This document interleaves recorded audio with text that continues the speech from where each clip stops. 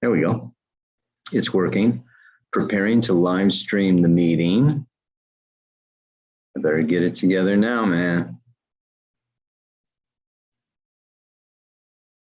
Redirecting me to YouTube.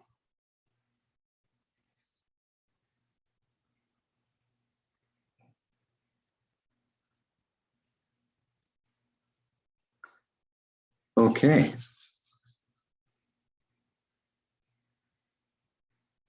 I think that's okay. It says play. Shall we play? Okay. Okay, we are live on YouTube. Hello, YouTube. Let me come back to my Zoom audience. Got it. God, the technology, man. Now I want to record this thing. So let's see here. Record to the cloud. Better get it.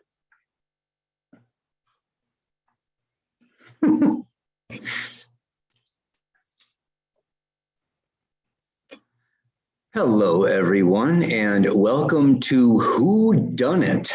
This is a astrological, I would say an educational class course looking at the astrology of Johnny Depp, Amber Heard, and the Synastry.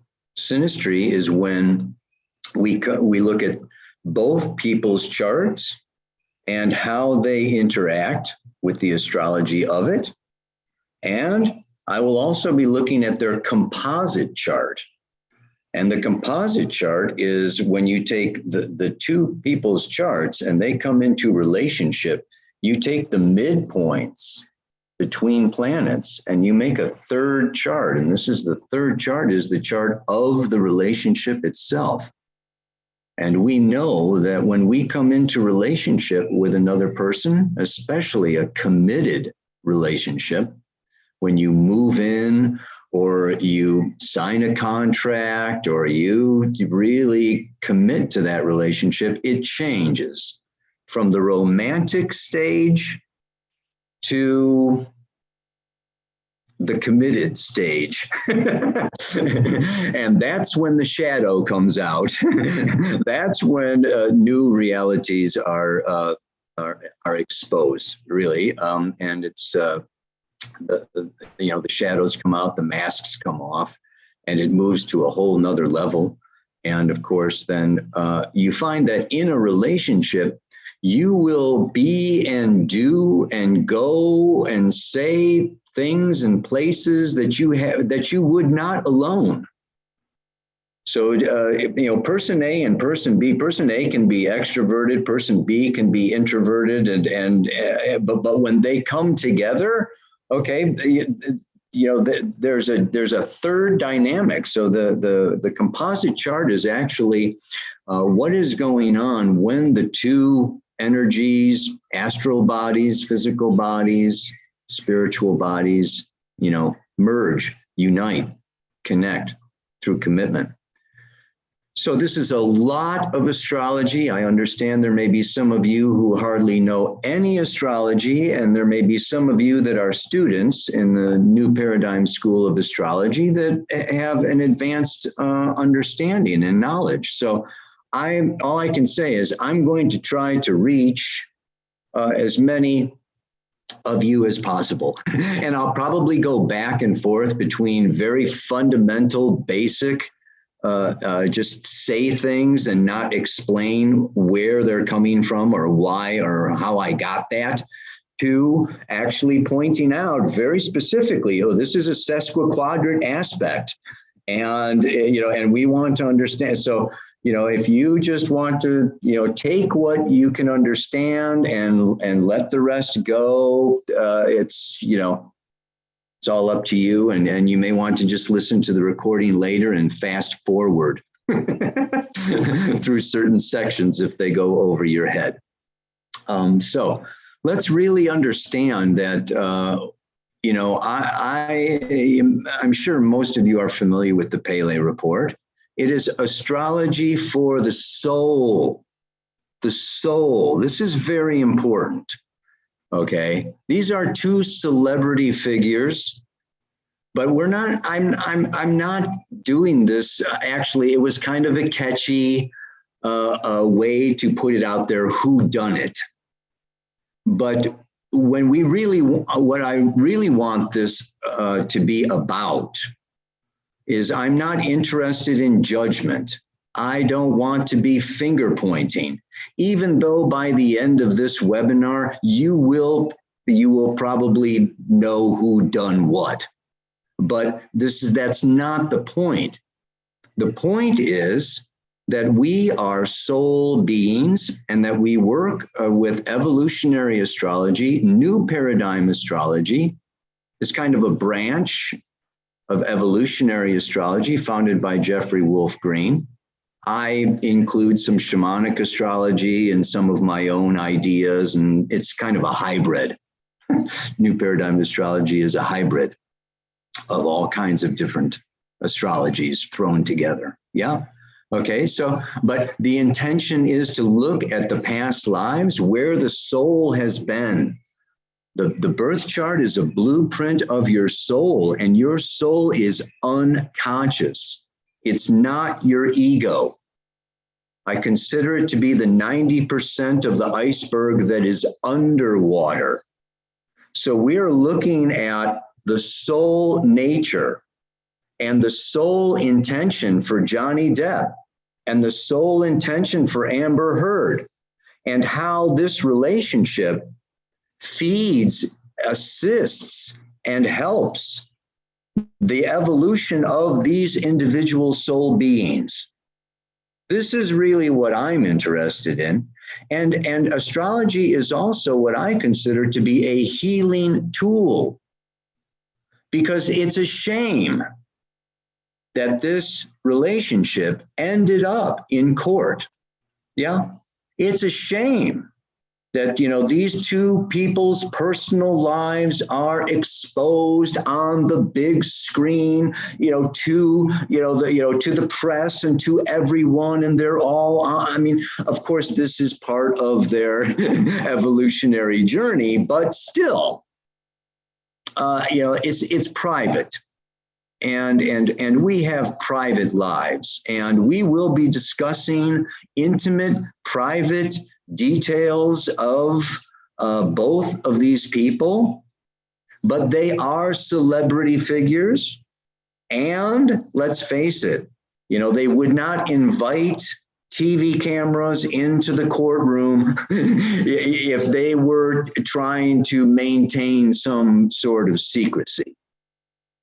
Even though we will see through their composite chart and through their charts, actually, some privacy, some boundaries, and some secrecy is exactly what they need and would have been much better off to protect. So, yeah, I wanted to just state a few of these things right off the bat. I also want to say that, you know, domestic violence, you know, we're looking at what I would say more the dark shadow side of these charts. Now, I could spend this entire webinar discussing one chart. I could take just Johnny and talk about him for 2 days. I could talk about Amber for 2 days. I could talk about their synastry for 2 days. I could talk about their composite for 2 days. But we're going to narrow our research. We're going to narrow our investigation more so into the, you know, what has brought them to court. You know, what has, you know, caused their divorce? So we're going to be necessarily focusing much more so on trauma, much more so on emotional, sexual dynamics, much more so on Uranus, Neptune, Pluto, these are the unconscious. Uranus is the personal unconscious, Neptune is the collective unconscious, and Pluto is your soul nature. These are the three outermost planets, and they reflect what is beneath the layers of conscious awareness, our impulses, instincts, and karma.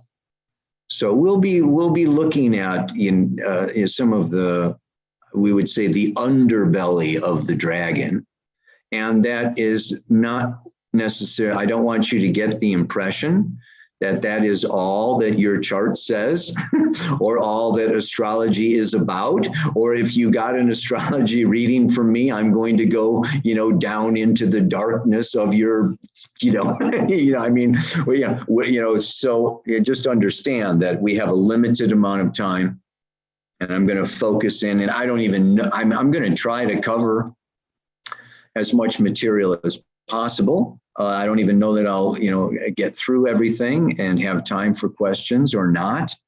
But yeah, let's just let's take it from there. I think that is everything that I wanted to say. There's one more thing, and that is that Amber Heard's birth time is unknown, and this puts a big crimp in our investigation. So this really limits the scope of our understanding and of what we will be able to, really dive into. However, Johnny Depp's has a very high rating that his birth time is highly accurate. So we will be able to see more about Johnny than we will about Amber. And when I do their composite chart, I do what's called, I have shifted their charts to what we call the natural horoscope. So even though they were born at a particular time of day, we are going to make the horizon, particularly the eastern, the ascendant is what they call it, your rising sign. We're going to make that 0 degrees Aries. And this is called the natural horoscope because 0 degrees Aries in the northern hemisphere is the beginning of spring. It's the beginning of the cycle. It is the spring equinox. And Aries is associated with the first house and the planet Mars in what we call the natural horoscope. So there's a certain affinity that the signs have with the houses. So when we look at the composite chart, when we look at Amber's chart, we're going to just be looking at the natural horoscope with Aries rising, even though I'm sure it's not, exactly 0 degrees Aries rising. I'll explain a little bit more of that when we come to Amber's chart, but I just wanted to, that actually leads me directly into, let me share my screen here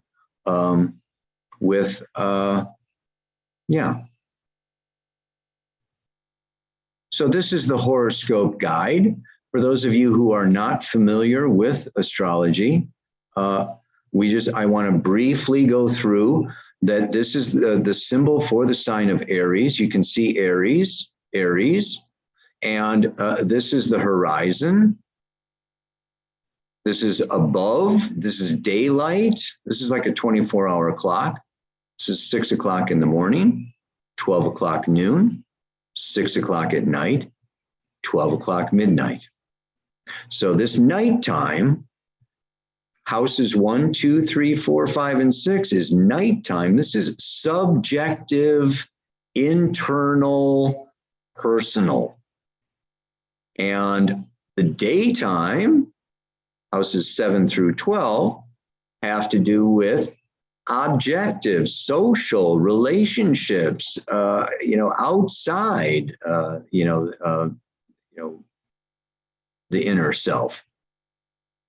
The first three signs, and this will come in is very interesting in our particular study today in particular, because these first three signs are, the first sign is Aries, the ram.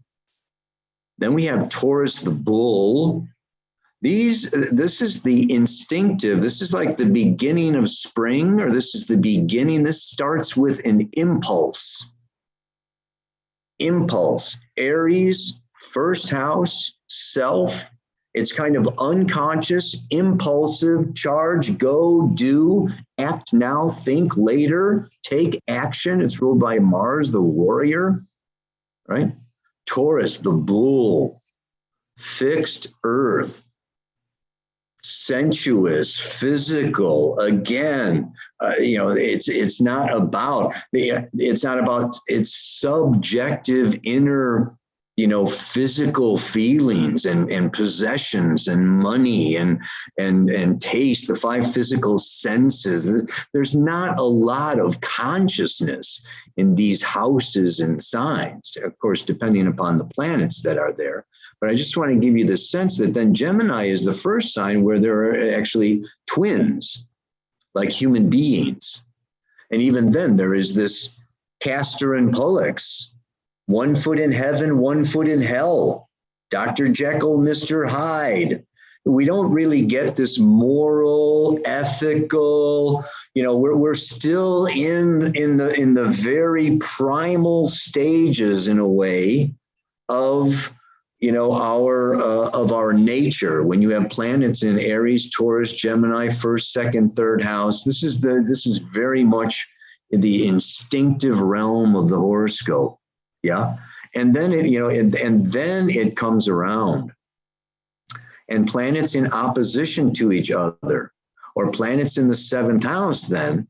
So this first house is the house of self, the seventh house, and planets opposite each other have to do with relationship and partnership, self and other. And a lot of times this other is projected. These are other people's desires and other people's wants and other people's needs. And then we get into the second house.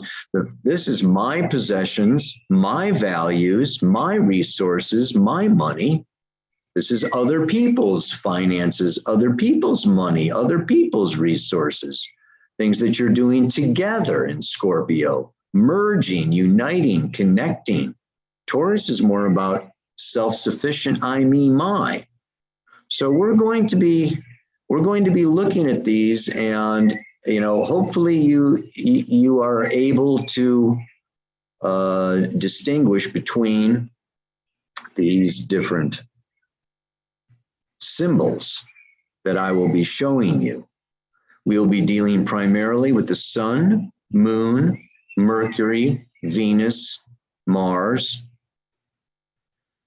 A little bit about Jupiter and Saturn. We'll be looking at Uranus, Neptune, and Pluto. We're not going to be really dealing with these asteroids or chirons so much today, but we will also be dealing very much with the North Node and South Node, as you will see. When it comes to comparing their charts, a conjunction is when two planets are right next to each other. And then we'll be looking more so at oppositions, when two planets are opposite each other. And we'll do a little bit with trines, a little bit with squares. I'm not going to really be mentioning sextiles so much. That was your astrology lesson for today. Okay. And hopefully you didn't even need that, but I just wanted to be sure and cover my bases for, for anybody who might. Yeah. Okay. So with that in mind, then we're going to jump into Johnny Depp's chart. I want to show you his chart, and going on from there, then, let me see here. I think I'll pull that up. There we go. Let me share my screen again with you now and bring up Johnny's chart.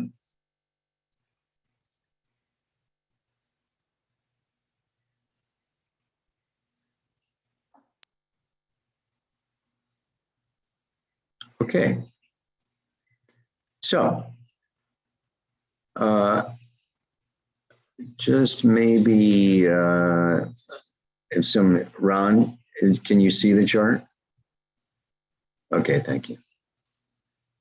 I just want to be sure. We can see that Johnny was born June 9th of 1963 at 8:44 in the morning in Owensboro, Kentucky. So whereas in that natural horoscope, you saw Aries rising, this is the Eastern horizon, 6 o'clock in the morning. We can see that Johnny is Leo rising. Yes? Okay. So Aries is up over here at the time that he was born, because this goes around every 24 hours, as I will show you a little later on. But in sun sign astrology, what you read in the newspaper, you will see, of course, that then Johnny is a Gemini. This is the sun was in the sign of Gemini.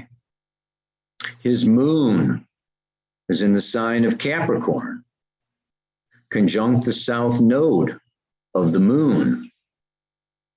His Venus is over here in Taurus, conjunct Mercury in Taurus. Okay. And then other things that we can see that is very telling, very powerful, is the planet Uranus, Mars, and Pluto, all together over here, okay, in the first and the second house. Now, those of you that are familiar with my chart interpretation, I'm just going to briefly go into some chart interpretation with Johnny here. And I start with Pluto. Pluto is the soul in evolutionary astrology, and it talks about our past lives. And the way I interpret a chart is that Pluto, the soul, is like the theme that the soul has been working on. The south node of the moon is the plot or the action line, and the moon is the character. So we read the book of Johnny Depp's soul life, his soul history, by looking at Pluto in Virgo in the second, south node of the moon, and the moon in Capricorn in the sixth. The first thing that strikes us, of course, is that both Virgo and Capricorn are earth signs. Earth, grounded, practical, physical, show me the money, prove it. Okay, it's very heavy. Okay, it's very in the body. We want to, we understand that this is balanced a little bit here with the sun in Gemini. Gemini is an air sign. It's very light and breezy and talkative and, up there and out there. But his soul nature, what we can say is in his past lives, the Pluto in Virgo, there's a whole generation. Pluto was in Virgo from 1958 to 1972. So there's a whole generation of Pluto in Virgo. And these are a group of souls, I think they call them Generation X, that has been working on perfecting themselves, rolling up their sleeves, eating right, sleeping right, being right, doing right, fixing themselves, fixing the world, engineering themselves, doing their yoga. Just wanting to be perfect. And we know that no one is perfect. So we know in some way, shape, and form, there is a certain doomed to failure. The downside of Virgo, and this is not just Pluto, but this is also Mars, is masculine energy, and Uranus is his individual unconscious. Yes, all in this Virgo. analyzing, categorizing, wanting to be perfect and not being perfect, and then having feelings of not being good enough, not being smart enough, or not playing the guitar well enough, or not being a good actor, and then of course this self-criticism can also be projected onto the world. So Virgo rules crisis. Yes, this is crisis where, the soul can create crisis types of situations of criticism, of other people criticizing, of partners criticizing, of the mother and the father and the world criticizing. And oh my goodness gracious, it is a very challenging position for Pluto. Yes. And then we put it in the second house. The second house is Taurus, Venus. It's my relationship to myself, my ability to love myself, my ability to value myself and what I do value. So we can see Pluto in the second house has been past lifetimes of an inner focus on self-development. This is the positive side, an inner focus on perfecting myself, developing capacities and talents. And he's been doing a lot of inner work on himself. You can bet on that. So he's born into this life with a lot of talent and a lot of capacity, but not perhaps not enough for himself. Because, and this is the other aspect of this Uranus in Virgo. I'm going to read to you actually a little bit about Uranus and Pluto here, straight from Jeffrey Wolf Green's article on trauma, because Pluto rules emotional trauma and Uranus rules mental trauma.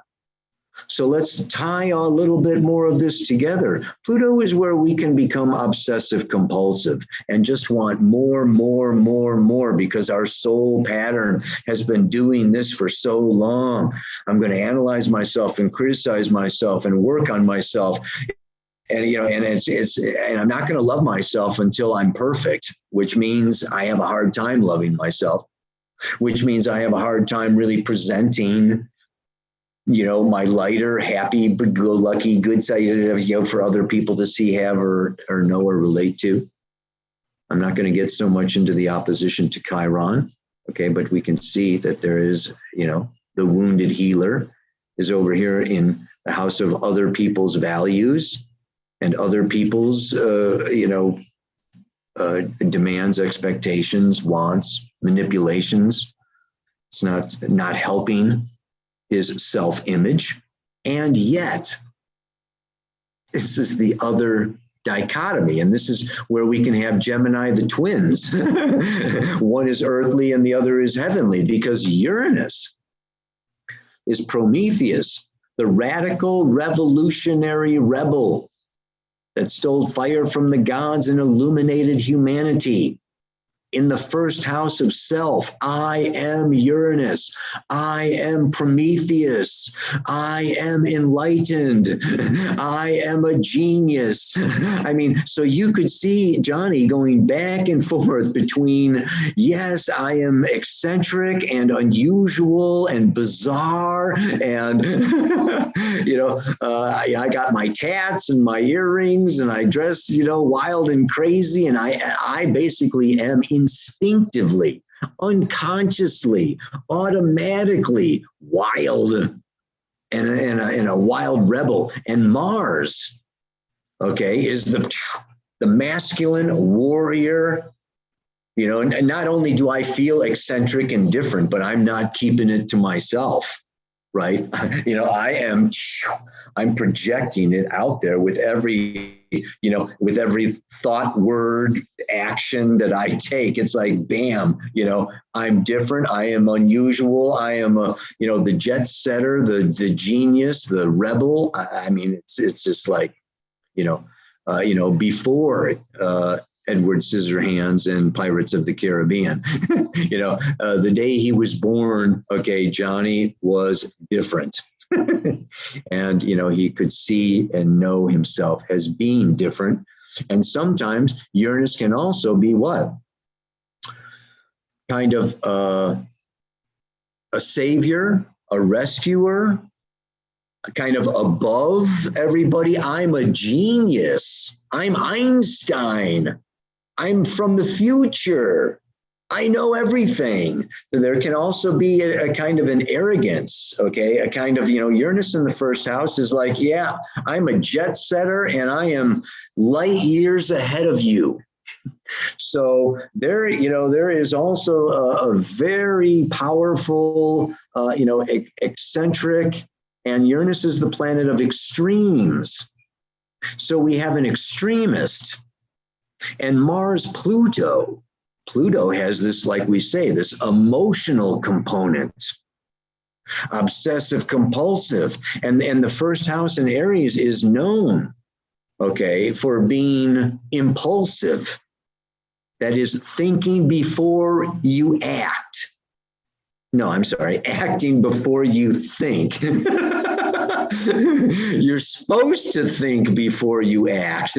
But I'll tell you what, Mars, Uranus, and especially backed with Pluto, we have a combustible personality. We have a combustible energy here.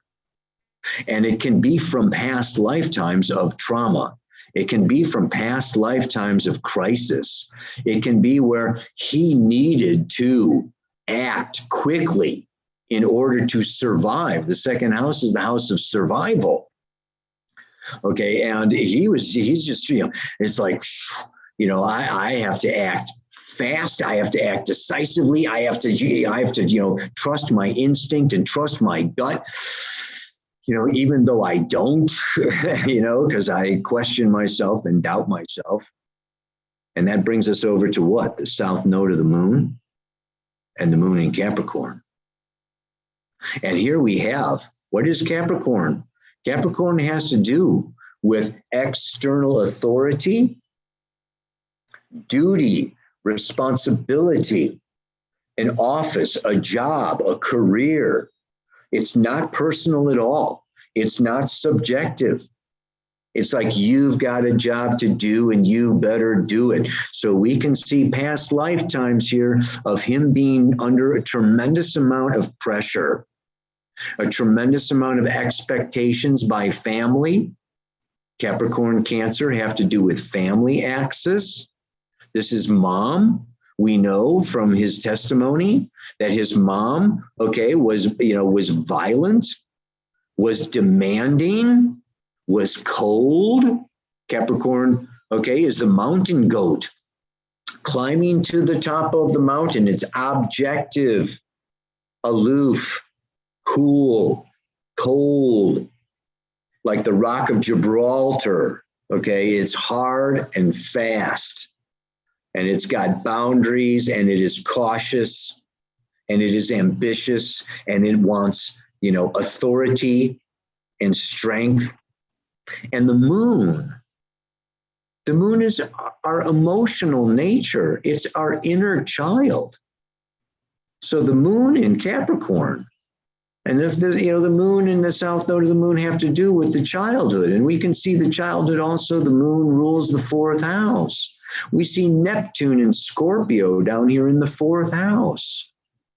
And Scorpio has to do with the underworld, and it has to do with exploitation and manipulation. And Neptune can have to also do with, drugs, alcohol, escapism. We know that his mom was on medication. That, there was meds in the house, there was, alcohol, there was, this is a challenging, position for Neptune in Scorpio in the fourth house. For it really describes the type of childhood that he described under testimony. And that there is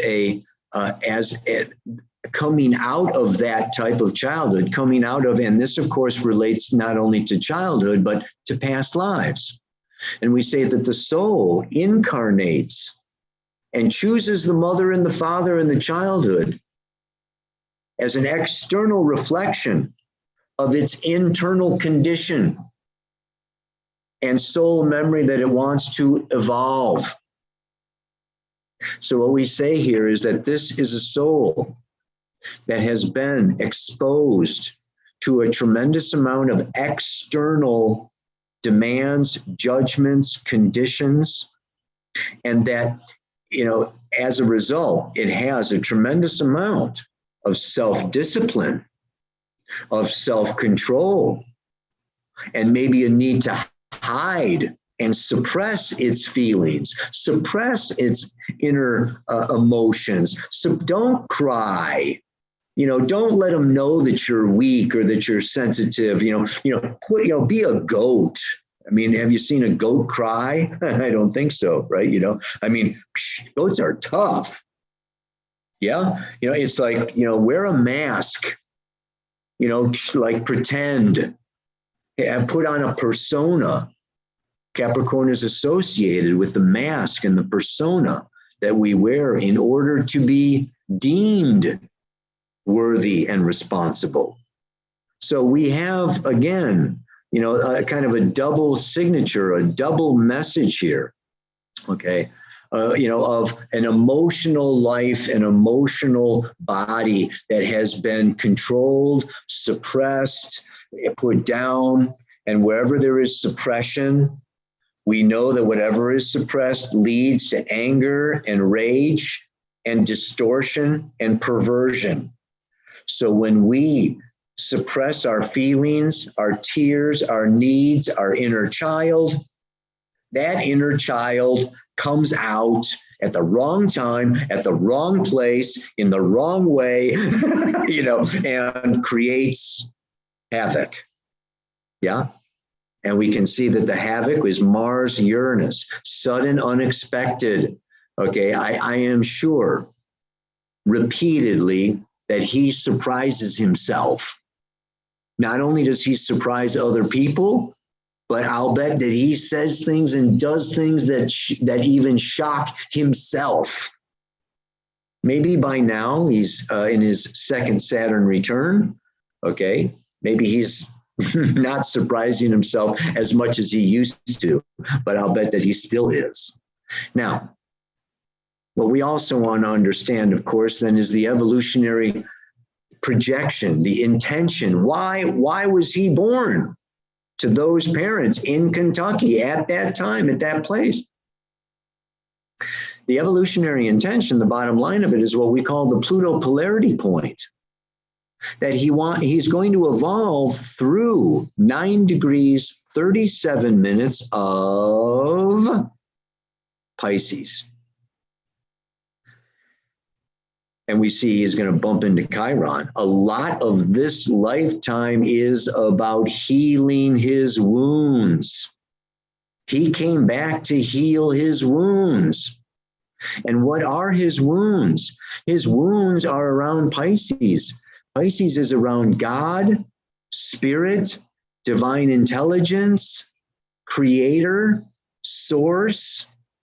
And the wound of Chiron in Pisces is feeling abandoned by source, abandoned by God. There is no God. I don't believe it. I've been hurt. I've had too many crises. Even this moon in South Node is in the 6th house of service, of work. Being a slave or a maid or, humbled. Yeah. So he may have been in a position of authority, but he was not the ultimate authority. Yeah. Even an actor has to do what the director says. He's not the ultimate authority now. I mean, nobody is. Nobody is the ultimate authority. Anyway, but what we want to say is he also wants to go, and this is very important. This is very important. From past lifetimes of inner work and inner development, and in developing myself and becoming self-sufficient. And knowing myself and my talents and my capacities and who I am, this lifetime is about merging, learning about relationship, intimacy, partnership, and in some ways surrendering, allowing, and humbling myself to the other. on very intimate, vulnerable levels. We could say in order for healing to occur, the wound needs to be opened because it has been really closed and shut down. This can be depressing. This can be a very sad. There's a lot of grief. Capricorn rules grief. Yeah. He's been through a lot. He's been, he's really been, pushed around, we can say, in the past. And he's really tried, super hard, but he's got a lot of anger from all that bullshit from external authorities. And like I say, this can be churches, religions. Let's look at religion. Christianity, Pisces rules Christianity. The other thing that we have, I'm not going to say it too much, maybe just for you advanced students, you can see that Jupiter is in square to the moon's nodes. Yeah, 20 to 13 is a 7-degree square. It's even 1358, that's 14 really. Okay, it's called a skip step in evolutionary astrology. It really needs to be addressed. So the evolutionary journey, we say the bottom line is the Pluto polarity point. How does he get from being self-absorbed and all about himself and his problems and his past and his issues and his I, me, my, oh my God, to this place of we, from I to we? You can see Saturn, the Lord of karma, in the 7th house of partnership and relationship. He's got karma in his relationship realm. And this is what, Saturn, the ruler of Capricorn, again, in the 7th house. I always say karma, the Lord of karma is, Saturn is where I said no to God in my past life. I don't want to be Aquarius in relationship. I don't want to be different, eccentric, unusual, bizarre, outrageous, maybe ridiculed or, looked at as weird or whatever. I don't want to do or be that. So maybe I'm not even going to do relationship. I'm going to stay over here and, I'm going to go it alone. In his past lifetimes, he spent a lot of time alone. Yeah. And this lifetime, God says, source, creator, whatever, said, you know what? You said no last time, but this lifetime, part of your goal, part of your growth, part of you maturing is going to be being responsible, objective, strong and different and unconventional, but really holding your boundaries, having integrity and committing. Maybe it's going to take you until it's later in life, but Saturn is ultimately where we actually want to become an authority. On a subconscious level, he wants to become an authority on doing relationship and partnership in a very Aquarian new way, different way, new paradigm, not patriarchal. Capricorn's associated with patriarchy. So he wants to do it differently, but he doesn't know how because he hasn't experienced it. He's experienced, like I said, a lot of judgment, maybe a lot of religion, maybe a lot of wounding, maybe a lot of, parental and societal condemnation. But this lifetime, he's back. He wants to learn how to have faith again, how to trust again, how to trust source, how to trust God, even how to trust himself. I'll get to the ascendant later. But I'm going to say that we get to the Pluto polarity point through the north node of the moon. He wants to go to Cancer in the 12th house. He wants to come into his feelings, water. Look at that. There's hardly any water here. We've got earth and air and earth and fire and ether. I call Pisces ether, and Aquarius is outer space. Neptune. Okay, the collective unconscious is in water, but his future is connecting to his inner child. It's connecting to his tears and his fears and his insecurities, and kind of redeeming, really merging, uniting, connecting with, and not only, but using these inner feelings and this inner child and connecting it to the 12th house. The 12th house is the house of spirit, of source.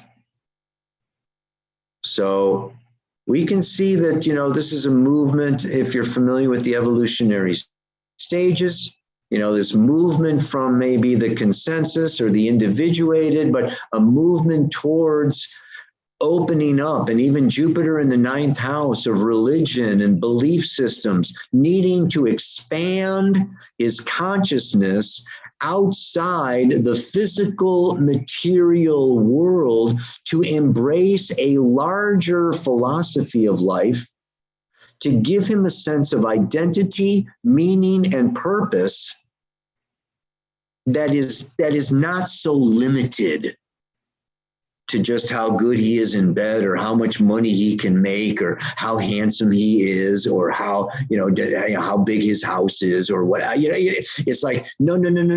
This is a soul who wants to step way up and out, and not be looking at lawsuits of $50 million, to make me right or wrong in the eyes of external authorities, Capricorn. We can see in some way, shape, and form that this whole lawsuit kind of a thing, he's repeating a past pattern of trying to prove himself to the public, to his mother, to his father, to the world, even to his ex. This is a man who is inwardly still feeling inadequate, wrong, bad, wrongly judged. He just feels bad about himself. It's a sad situation. And looking at his personality, looking at, this worldly character that he puts out, we have Venus in Taurus, which in this relationship with Amber Heard is extremely, extremely important. Why? Because Amber Heard has Venus at 25 degrees. Her Venus is exactly conjunct Johnny's Mercury. Exactly conjunct Johnny's Venus. What brought them together, these two have Venus conjunct Venus. They like the same things.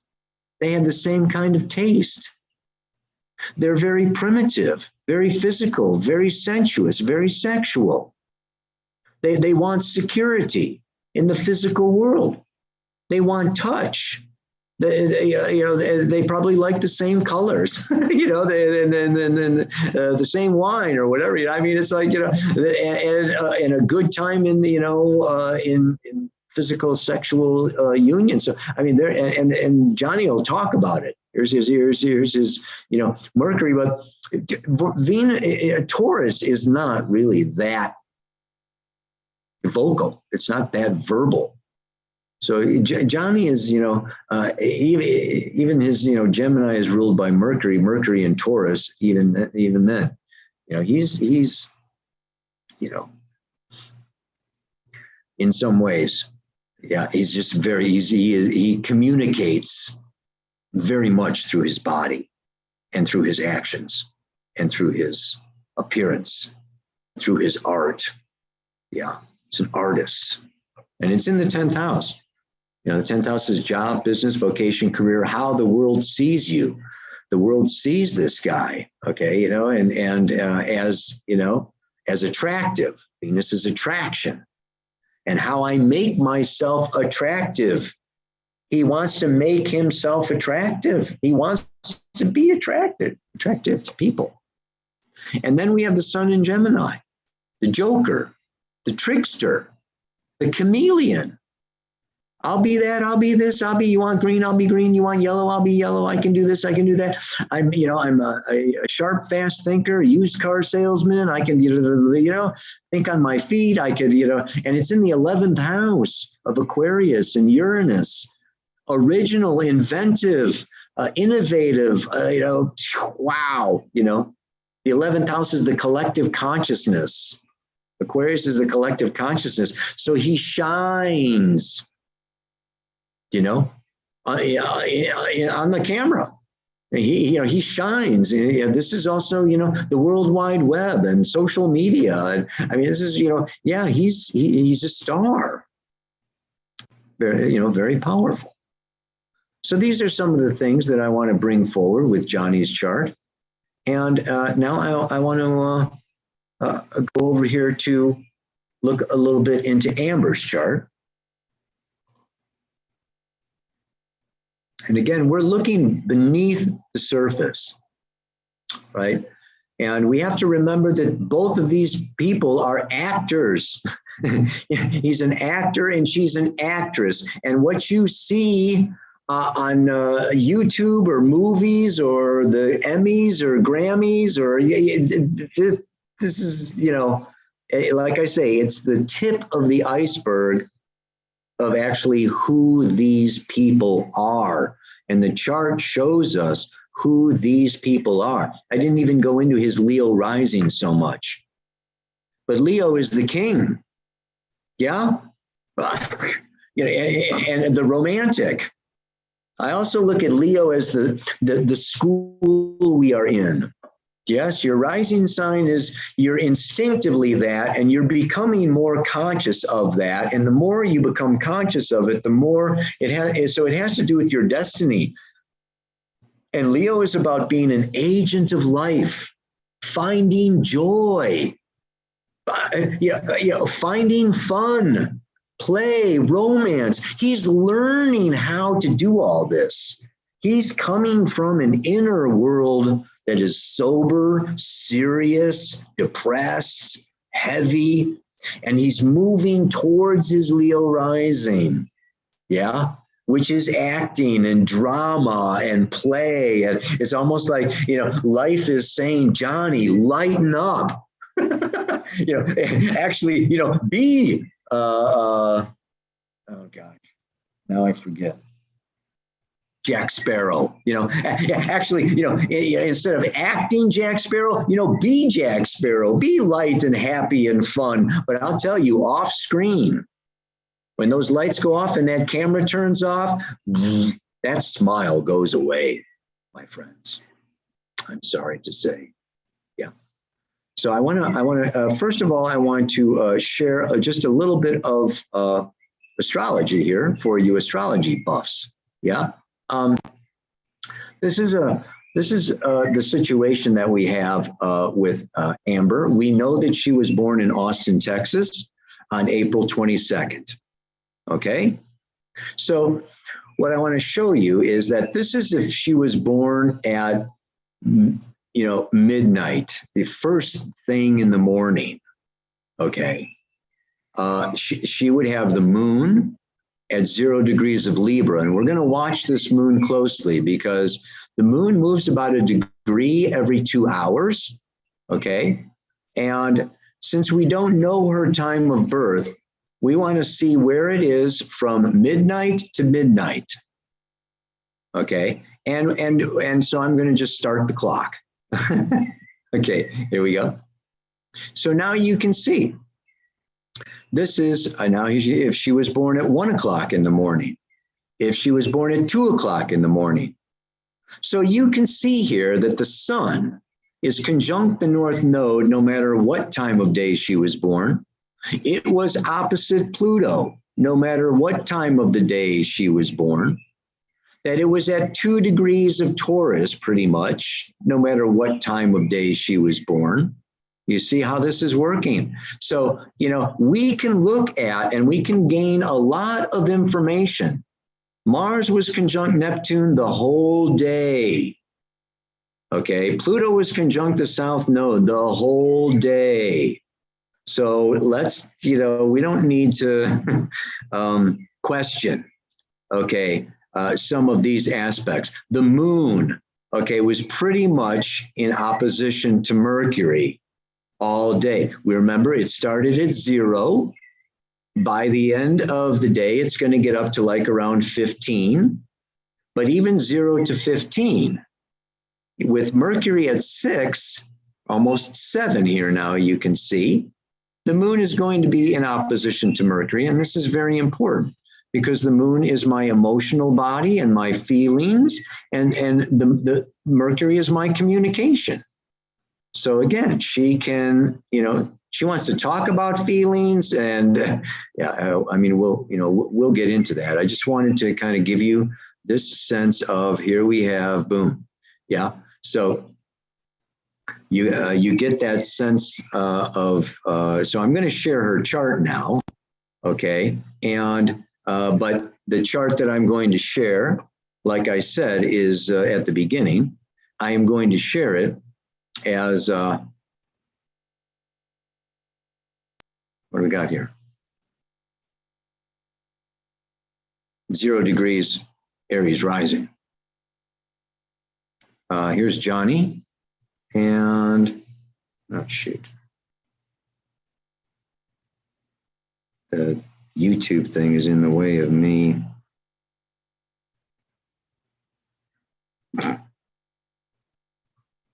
I wanted to move the picture forward. Let's see.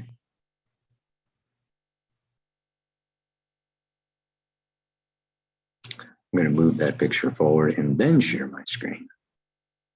Excuse the interruption here. All right. Let's go here, just to be sure. So here we have Amber with 0 degrees Aries rising. Like I said, this is the natural horoscope. I'm not saying that she is Aries rising. I don't even think that she is Aries rising. I think maybe she's Leo rising, but that's just a off the cuff guess. We can just kind of get the sense that she's a fire. She's either fire or air rising, because the rising sign does also have to do with your appearance, your physical appearance. And, it's like your front door. It's what people see. Okay. And she's, she is very, how can we say, extroverted and, flashy, showy, dressy, whatever. The queen, she has that, sense of the queen. But anyway, I'm not going to speculate about her rising sign. What we want to see here is I put in 3 moons. So we know that her moon is anywhere between 041 and 1505. Yeah. And so we saw that she does have this moon in opposition to Mercury. No matter what, she has the sun in opposition to Pluto. Now, this is heavy. Okay. This is intense. So we talked about this Pluto as being the soul. Now, whether it's in the 8th house or not, okay, it's in the sign of Scorpio. Remember, Johnny had Pluto in Virgo. And we'll talk more about the difference between, of course, he's got it in Virgo, she's got it in Scorpio. He's got it in Earth, she's got it in water. So let's look at this Scorpio. Pluto, past life soul condition, okay, of investigating the deep, dark recesses of the mysteries of life and death and sexuality and, the taboo, okay, and what's hidden and what is secret, and just like really wanting to become more powerful through delving into the hidden, the secret, and the unknown. She's an investigator. Pluto was in Scorpio from 84 to 96. Yeah. So we have a whole generation of Pluto in Scorpio. And the whole generation, it's like a soul group. These people have evolved through past lifetimes of soulmate, soul union. It's called osmosis. I become what I relate to. I become more intelligent. I become more rich. I become stronger. Okay, I become bigger by hanging out and relating to people, places, things, corporations, businesses, families, governments that are going to make me more powerful. So we talked about Taurus in the second house and Johnny having his Pluto in the second house. I'll find my strength and power in myself. Pluto in Scorpio is I will find more strength and more power through merging and uniting and connecting with powerful others. So this is past lifetimes where so much of her values, so much of her identity, so much of her ability to survive. And believe me, the sun in Taurus and Venus in Taurus, and even Black Moon Lilith in Taurus, her shadow, also is very concerned with physical, financial survival. And she has attained this in, with, and through partnership and relationship in her past lifetimes. You see this. It's obvious in the chart. Yeah. And yes, not only this, then, we can also say, right, that the south node of the moon is in Libra, and the moon is in Libra. And again, Libra is the empath. It's not so much water and feeling and emotion and intensity of union and transformation and death and rebirth through, psychoanalysis or shamanism or sexuality or marriage. But, it's just like, where you are really in the witch's cauldron, alchemically getting transformed through your connections, Scorpio rules witches and warlords and vampires and, ghosts and goblins. I mean, it's intense. These are souls that have evolved through intensity. And part of that intensity is in the desire nature. Very strong, intense desires. Hooked. The Kundalini and the root chakra hooked very strongly into the emotional body. Second chakra and the third chakra. Yeah. Third chakra ruled by Mars. Second chakra, ruled with, having to do with sexuality and relationships. So anyway, then how is this, I am going to evolve through partnership and intense transformation. I want to transform. Well, it's been through Libra and the moon in Libra and the south node of the moon in Libra. This is in another way. I want peace, harmony, beauty, justice, truth, balancing of the scales, no perpetrator victim, no teacher student, no master slave. Libra wants to balance those scales. It wants justice. The scales rule law. So she has wanted, yes, partnership and relationship that is beautiful and harmonious and peaceful, and she didn't necessarily get it, but she wanted it. She wanted it really bad, right? The moon seeks security, nurturing, cuddling, comforting, breastfeeding. The moon is my inner child. It's like I just instinctively, subconsciously, I want a partner. I don't like so much being alone. It's interesting. The sun is in Taurus is happy alone. Venus in Taurus is, like I would say, Taurus is, self-sufficiency. But let's look at we're looking at the past lives, and we're looking at, even her childhood, and we can see some other codependent dynamics exposed here, right, through the chart. And whereas Scorpio is water, Libra is air. And that is, let's talk about it, think about it, analyze it, communicate, nonviolent, communication. But let's go into it. Yeah. So, Libra is about, really wanting all of these kinds of things. And then Pluto is like, well, let's analyze it, and dig apart and really go into what is ever not working, or what is bothering, or what is stopping, me from getting peace, harmony, balance, and beauty. Yeah. See how that works.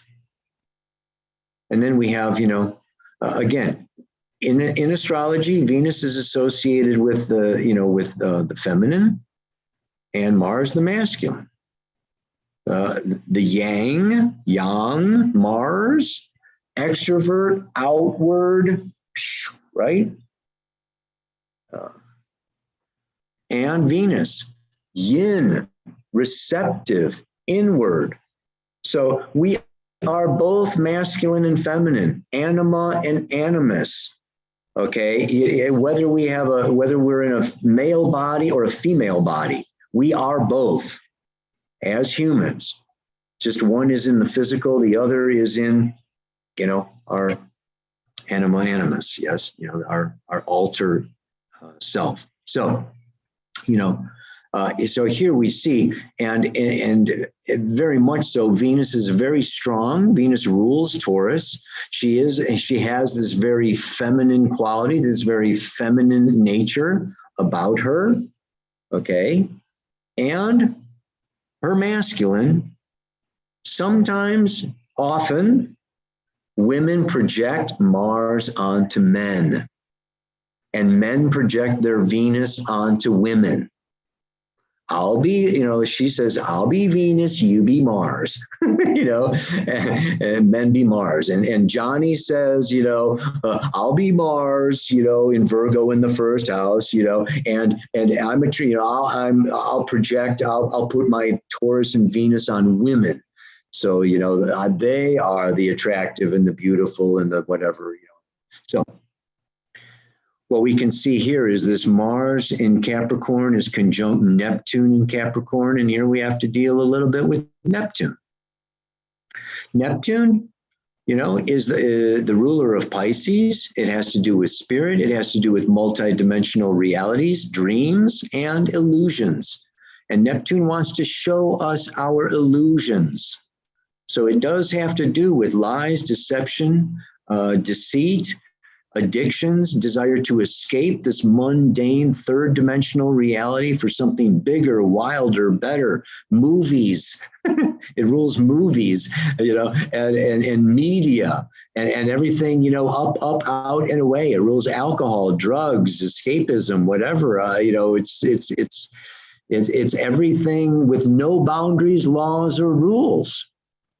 It's multidimensional. Like I said, it's outside time and space. It's wild. It's chaos in the sign of Capricorn. Yeah. The father, external authorities. Okay. Boundaries. It's conjunct Mars, men.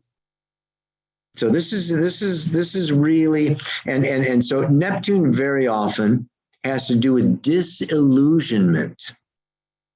She has illusions about men, about her father. She puts people up on pedestals through especially her childhood or whatever, and they topple, they fall. She's been lied to. She's been deceived. She has been let down. Her father, external authorities, have just been like Neptune, alcoholics or drinkers or liars or cheaters or whatever. And what? Even with Mars, abusive. Mars in Capricorn. Mars in Capricorn is very ambitious.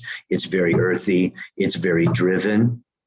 I want to get to the top. I want to get, I want some authority. I want some control. I want to come out of chaos. So she wants to emerge from chaos. And she can be pretty tough and pretty hard. Yeah. With this, I mean, she can be very cautious, and she can, and very, very much not trust.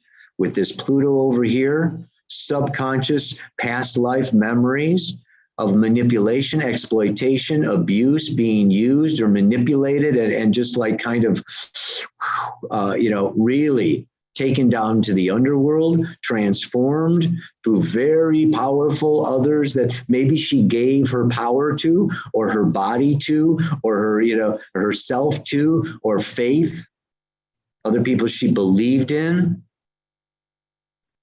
And again, I don't, Jupiter is in square to this Chiron. It's in the 12th house, but we just get the sense here again. Another signature, Saturn in Sagittarius. God, I don't want to believe. God, I have no faith. God, there is nothing big and out there, and expanded consciousness or gurus or religion or no. In her past life, she says, no, I don't want to go that route. I'm a material girl. She'd get along very well with Madonna, So, this is not, we don't see her coming from the convent. We don't see her coming from the ashram.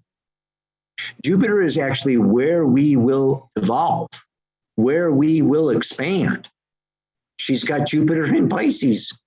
She'd actually expand through mysticism, through music, art, dance, poetry, anything that takes her, to something higher, multidimensional, something again above and outside and beyond. This physical realm and this realm of just, maybe she idolized a partner. Maybe she married Dracula in her past life. Maybe she just, wanted earthly success and, didn't always get what she bargained for. Because what? And we see this not only from her past, but then from the future. Where does she want to go? How is she going to evolve in this lifetime? The Pluto polarity point is at 6 degrees, 4 minutes of Taurus. She wants to evolve through Taurus in the second house, coming into becoming more self-sufficient. I make my own money. I don't need Johnny, or I understand that she wrote that article or something right after her movie came out, kind of timed it in order to, make a big splash in time for her movie debut or whatever, I don't know. But, but the evolution of the soul is going to come through letting go of these intense desires to gain power through others and define and find it within my own self. Now, it's very beautiful that she's already got the sun there. So the sun is in Taurus. Okay, I am beautiful. I am attractive. I am worthy. I do love myself. I do have, it's like, this is a good self-image here, even though maybe, and so this can also lead into situations. Neptune rules martyrdom and victims. And so, she can very easily step into this role of I am a victim, of external authority or patriarchs, right?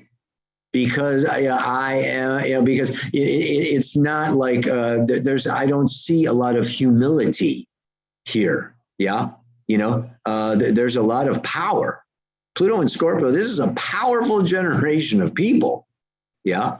These are psychoanalysts. These are shamans. These are healers. These are people that have, I call Scorpio, these are souls that have been through the school of hard knocks, mostly at the hands of other people, but also sometimes they could have also have misused power. They could have been the perpetrator. So in one way, it's the pendulum swings both ways. Yes. And so, but we do know here that the evolutionary journey is from Libra to Aries, Scorpio to Taurus. Let's look at this Libra to Aries. How does she get to becoming more self-sufficient, to unconditional self-love, to like really owning her truth and standing in integrity in herself and not breaking all forms of codependence? She does that through the north node of the moon in Aries in the first house. And that Aries energy, and you can see it, okay, in her. There is a warrior there. In the movie, she's a hero, a heroine, yeah, in Aquaman or whatever the name of it is. And so this is a movement from, let's look at this Libra a little more. The past is the empath. Libra learns through, the empathy. I put myself in your shoes. I understand how you feel. I am objective. It's an air sign. Okay, I'm an empath. I know what you want. I know what you feel. I know what's motivating you. I mean, she can like read other people, see other people. I mean, she'd be a great counselor, a great therapist. I mean, she has this, empathic quality and ability to put herself in other people's shoes and other people's places. It's this is the moon and the south node of the moon in Libra. Maybe even sometimes to the point of people pleasing or doing what the other person wants or being what the other person wants, dressing, looking, going, saying what the other person wants in order to maintain or get, physical, financial security or get her needs met or whatever. But this can also indicate a situation where she has in some way, shape, or form lost touch with her own essential core. The north node of the moon is her future soul intention in the first house of self. I'm here for self-recovery. I know how to be what everybody else wants. Okay, I can please anybody, but now I've done that for so long, I don't even know what I want. I don't know who I am. I've been role playing. I've been an actress for 1,000 lifetimes. Who is Amber with no camera, with no partner, with no boss, with no parents? This is a soul who is seeking an identity. North node of the moon in the first house. And she's going to find it through her instinct and through coming into her body and coming out of her head, Libra, air, and emotions, Scorpio, water, and coming in to Aries, Taurus, first house, second house, becoming independent. It would be good for her to spend some time alone, outside of partnership and relationship, with a man or a woman. Good thing for her. She'd really see who she is without a mirror. She's so busy looking at the mirror, right? It's like, okay, well, I want the mirror to smile, so I'll smile. But the first house is about, I'm not going to smile unless I feel like smiling. Aries is, like I said, act now, think later. It is impulse. Now, the interesting thing is that she's got Mercury already there in Aries in the first house. And this is speaking, communicating, Mercury, the messenger of the gods.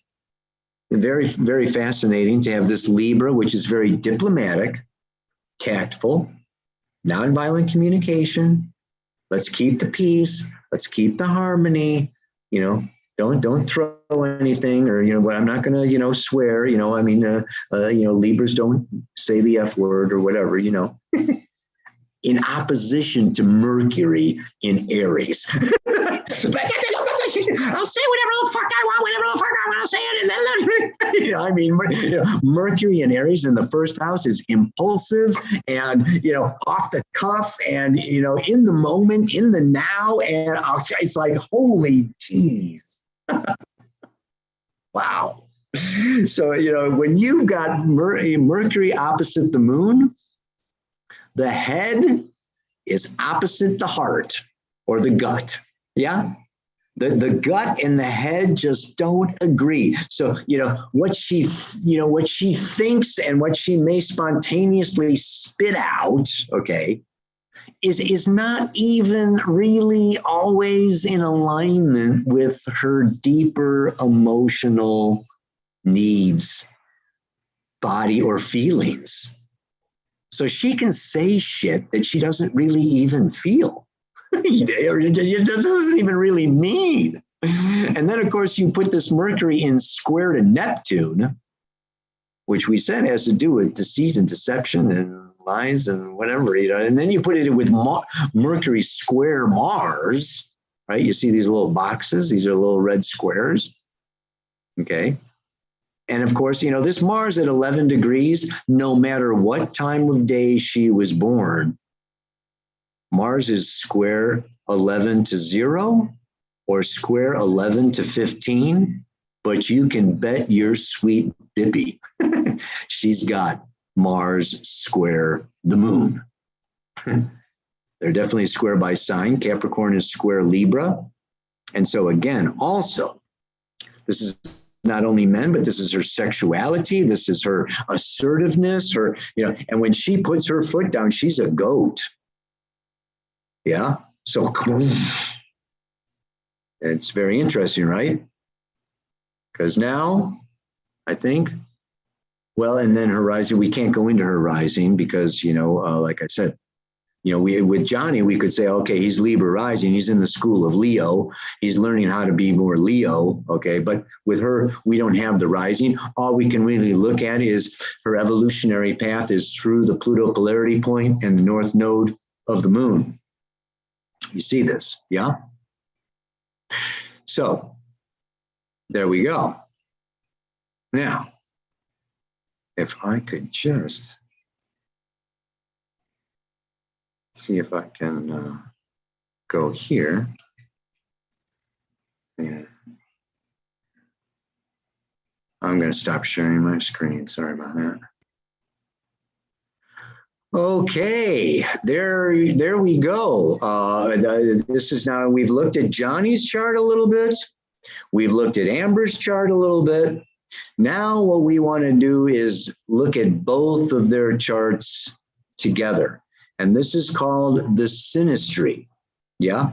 Oh, you know what? Before we do that, I could read to you a little bit. I want to say that,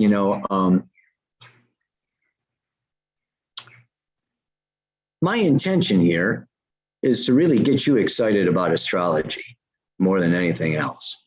And rather than just me sitting here and having all the answers, and spouting all this stuff myself, I'm going to share with you some of the insights from my teacher, Jeffrey Wolf Green. And then I have another little insight from Stephen Forrest.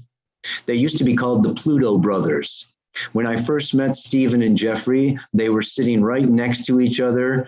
They were the Pluto brothers, and they started the School of Evolutionary Astrology, and they were on tour together. And oh my God, right? So both of these guys I have a great deal of respect for, and I think that they can say some things better than I can say myself. So I want to share a little bit of what Jeffrey has to say about Pluto and Uranus in these charts, because he wrote a little article on trauma.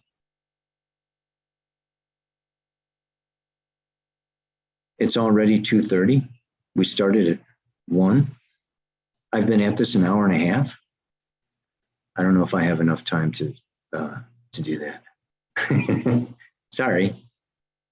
If we had more time, maybe I'll have to do a part 2. I'm not going to read that stuff. I will post it all in the School of Evolutionary, the New Paradigm School of Astrology. Little plug, $22 a month. Join the school. Find out all about it. Oh, I'm going to share their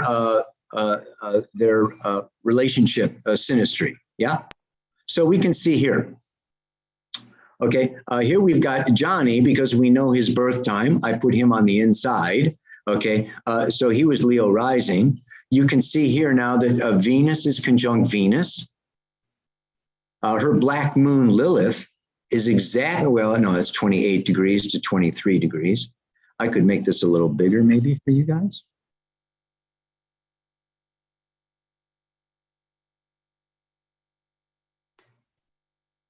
(28 to 23 to 26). Anyway, it's close enough. They both have Venus and Taurus. These are both people that are physically oriented, okay, that they love, okay, touch, their 5 physical senses, it's kind of nonverbal. They're more creative artists than speech writers or,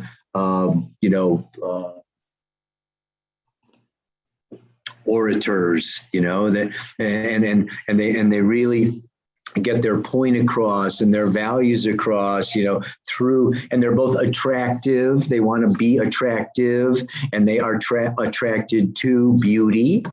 And they're also attracted, of course, to security. Taurus is fixed Earth. It doesn't so much like change. So these two,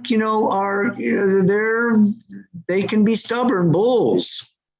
Right. And that's my money. That's my statue, or that's my side of the bed, or, whatever, I mean, they can both have this kind of a thing where, it's like, this is mine, get out of my space or whatever. But then they can also, when they go out in the world, they probably like the same museums, or they like the same airplanes or cars, or, like I said, wine, or, food, or so that they have, very similar tastes, and they're very attracted to each other. Right? It's like, oh my God, when they first met, and I heard Johnny describe it as like, oh, when we first met, she was everything that I ever wanted. Well, of course. Like I said, women project their Venus, men project their Venus onto women. Well, he projected his Venus in Taurus, and boom, she is the perfect projection. She could really fulfill him in very, very many ways, and he can fulfill her in very, very many ways. And when they got started, I'm sure they really did fulfill each other in very, very many ways. You get this, okay? And what else do we see besides this, Venus here? Look at this Mars on his moon. Again, intense. She stirs up his emotions. And his just automatic, habitual way of being the Capricorn, the authority, the top of the line, the star, the big guy, successful, blah, blah, blah. I mean, that turns her on. Yeah. I mean, this is Mars is I want. It's like, what? I want your home. I want your, and also, I mean, but it's also very passionate. Water and fire makes steam. So this is a steamy relationship. And the thing is that it starts off, okay, steamy, but when they move in together, right, the moon is the home. Okay, Johnny can feel what? That she is overbearing, that she is overpowering, that this can be, Capricorn wants control. Okay, and then, he can also be a goat and be stubborn.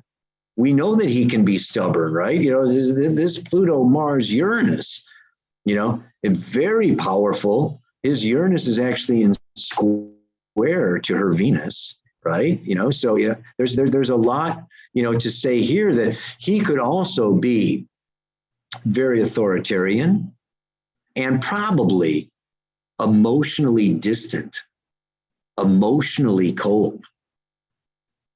And he said his MO is to withdraw, right? And it's like he knows her buttons.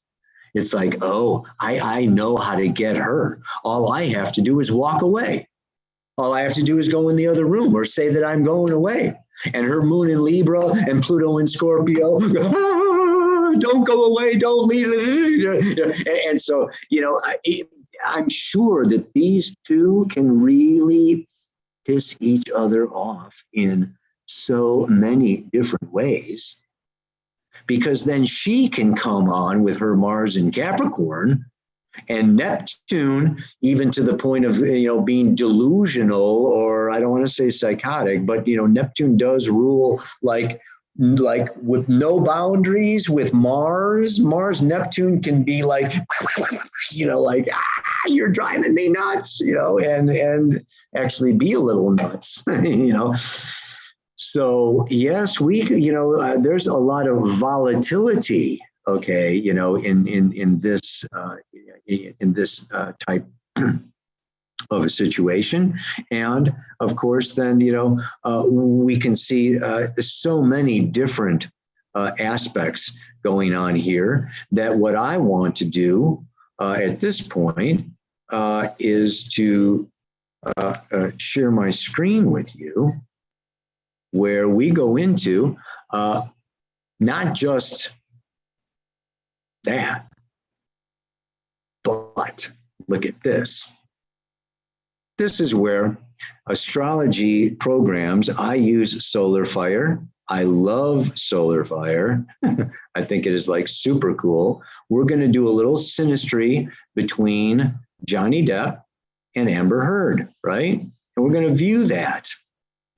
And look at this now. So you see, this is Johnny's moon, Johnny's sun, Johnny's Mercury, Johnny's Venus. We can see all the aspects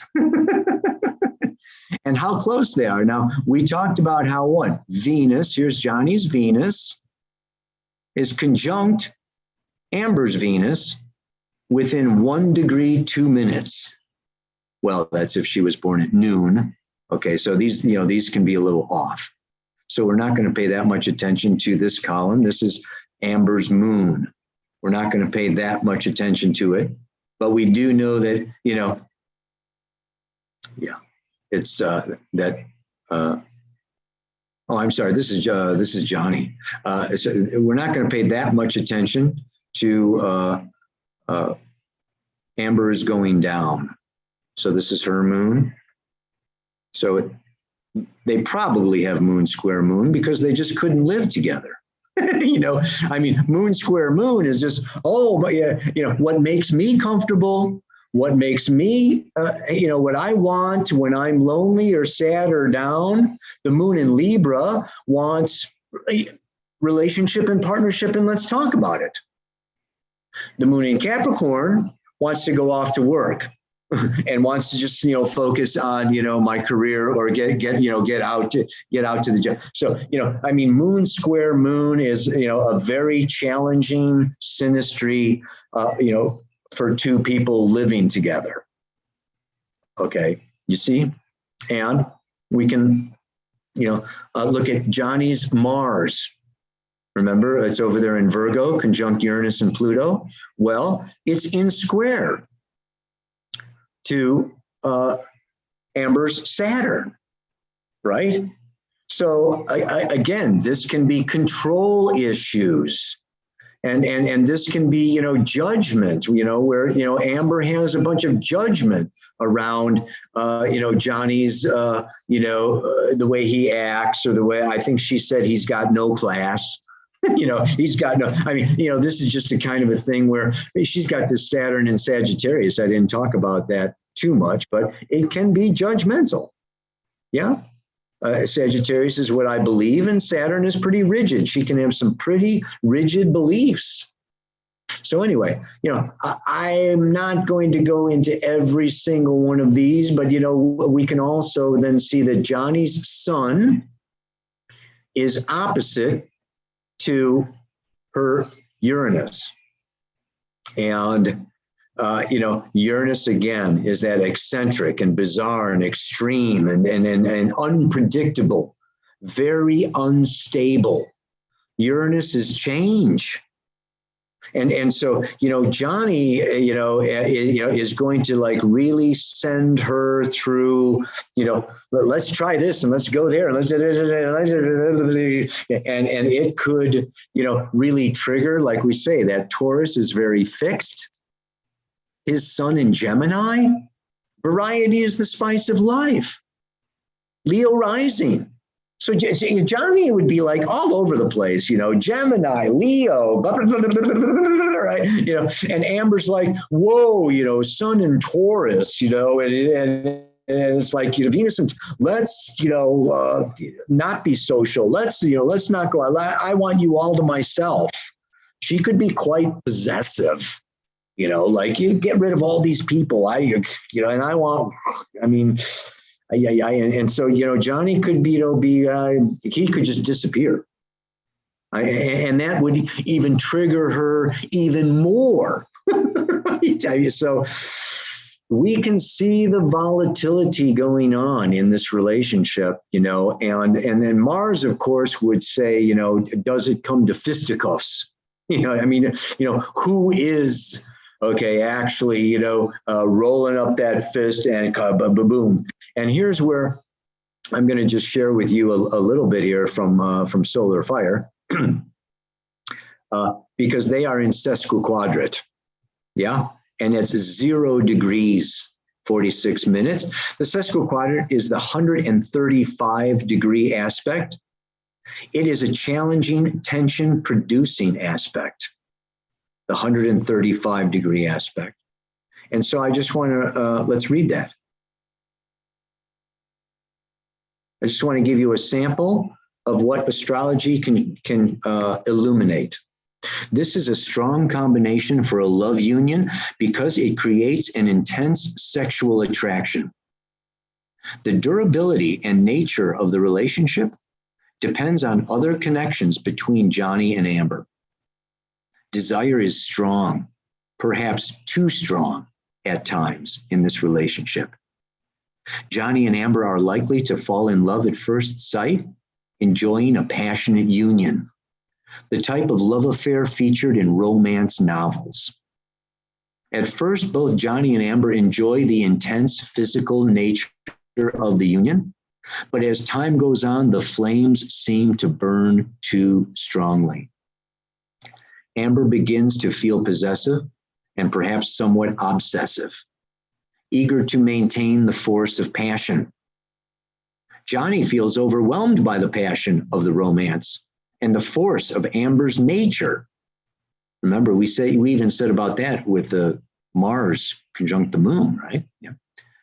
And is in danger of becoming repulsed rather than attracted to Amber. As a result, the relationship becomes a combat zone. Johnny and Amber start to compete rather than cooperate. The positive side of the relationship is the strong attraction felt by both Johnny and Amber. However, it is important for both Johnny and Amber to learn to temper their desires in this union. They need to remain focused on cooperation and communication in order to keep an appropriate balance in the partnership. While this combination is often found between marriage and sexual partners, it can also be encountered in friendships or work associations, which involve working on an artistic project. However, it is important that both individuals remain focused on the creative project at hand because a sexual flirtation could easily get out of control. I mean, you get that. This is from one. You see how many aspects we have in the Synastry grid. I mean, we could spend, like I say, all day looking at how these two interact together. Okay, look at this Saturn in square to Pluto. Yeah. So these squares, these sesquiquadrats are challenging. The conjunctions, it depends on what's conjunct. Okay, Moon, Mars conjunction, it depends, right? Venus. Venus is square to Saturn. Saturn is square, okay, but look at the trines here. Amber's sun is trine Johnny's Mars, Uranus, Pluto. So I don't want to say that, I mean, it's not black and white. Okay, it's not all yes and all no. It's not all good or all wrong. Yeah. So, when it comes around to who done it, I do want to answer that question because my understanding is that I know that Johnny sweared under oath that he never hit a woman. I mean, I haven't been up to date on, I haven't been able to keep up with everything that's going on here, but I actually saw that. My understanding is that Amber wrote, she co-wrote, okay, a bunch of people kind of wrote that article with her, and her defense is saying that he abused her, but I don't know, and she is not wanting to take the stand, is my understanding at this time. It's now May 1st, okay, of 2022. Maybe she doesn't want to take the stand because she does not want to lie under oath. We know that she is recorded as saying that she did hit him. And he said it was a punch, and she said it was a slap. Okay, I did hear this little recording, okay, of that. So, but I think that she's denying that she was an aggressor. She's being the victim in this court case, and Johnny is the perpetrator. So when it comes out to who done it, when it comes around to who I think is going to win the case for $50 million, oh gosh, we haven't gotten into transits. We haven't gotten into the composite chart. I've got 10 minutes left. I'm going to go overtime a little bit with this. And if you want to hang up, you can hang up. You can come back to the recording later, but yeah, I want to say everything that I wanted to say. And I want to save the big punchline for the end. Keep that suspense a little bit. So first of all, I want to just share their composite chart, because it's very amazing and it's so phenomenal that I just have to share it. I mean, before we go into whodunit and answering those final questions, I'm going to leave you, with a little bit more of that question. I'm going to share my screen now with the composite chart. This is where we take the midpoint. Now, and I'll talk while we look at it. Okay. We know that Johnny was born with Pluto in Virgo, right? And Amber was born with Pluto in Scorpio. So if we go halfway between, in their composite chart, the midpoint of their Plutos is Pluto in Libra. You see? The midpoint of his sun in Gemini and her sun at 2 degrees of Taurus is 25 degrees of Taurus. So this is a chart of their relationship, and it is gained by taking the midpoints. You can see here that if she was born with the moon at 0 Libra, the composite moon would be at 22. If she was born with the moon at 15 Libra, the composite moon would be at 29. One way or the other. Their relationship is a full moon. If she was born at 12 o'clock noon, it's 25 degrees to 25 degrees. Moon opposite sun, moon opposite Venus, no matter what time of day she was born. Do you see that? Very, very powerful. Yes? And Uranus opposite Mercury, Mars in Scorpio opposite Mercury. So we can see here that together, the Sun and Venus in Taurus, in this relationship, the two are seeking paradise. They are seeking the Garden of Eden. They are seeking, they want to drop grapes into each other's mouths and, and sail the high seas and, garden together or whatever. I mean, it's just like, enjoy fine, delicacies. I mean, this is, and they both want money and they want riches. They want, and they want good sex and they want, orgasm, and they just want things of this world together. And the capacity is there for them to have it and relax. Taurus is slow and simple. Simple, Simon says. We don't have to talk about anything. Let's just, enjoy our other senses and not bother with speech and hearing, okay? But the moon in Scorpio is exactly opposite. Yes, this moon in Scorpio wants to delve down into the deepest depths, the psychological, the emotional, the wounds, the histories. I want to get stripped naked, and I want to strip you naked. I want your soul. I want to understand what makes you tick, so we can understand at the beginning. This sun opposite moon, it would be like, oh my God, I want to tell you my whole life story and what my mother did to me and what my father did. And they share stories and they go deeper and they give me all the deal and they reveal and open up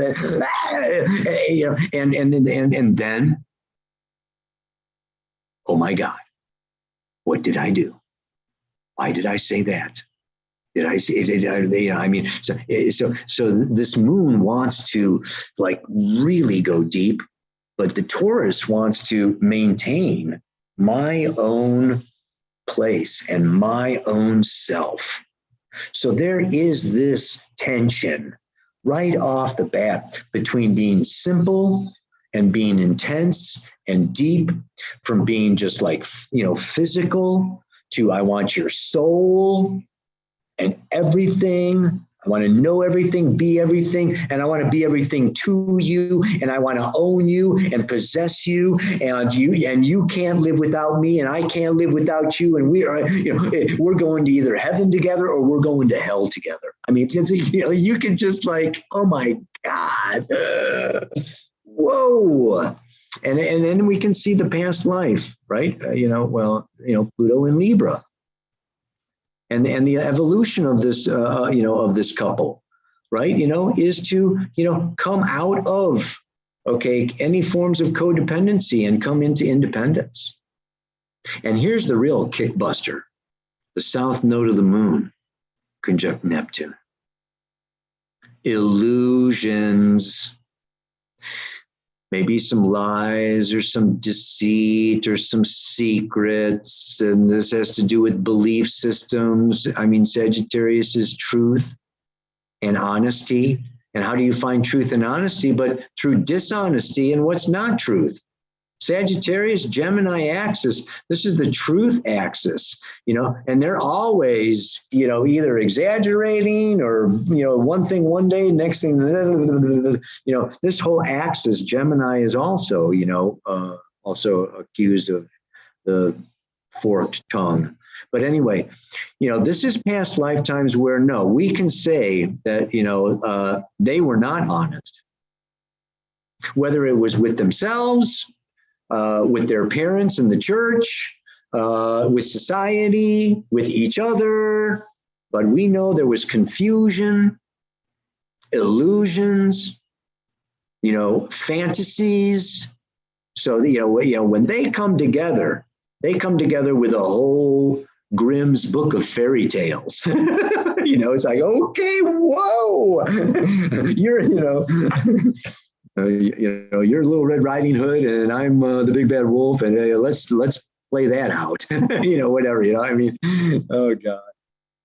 If she is a Leo rising, they could both be Leo rising, and in which case the composite chart would also be Leo rising, and they would be playing around a lot. But anyway. So, we can see this. And then, of course, not only is the moon in Scorpio very challenging. In the old books, it was said that the moon is in its fall in Scorpio. Yeah. It's kind of a very challenging place. And of course, it has to do with the past. I'm sure that they each shared their biographies and stories about their childhood, and then sought, and I'm going to share with you now a little something that Stephen Forrest wrote, out of his Sky Mates 2. Because I want to read to you what he says about Mars in Scorpio. And let us note that this Mars is opposite Mercury.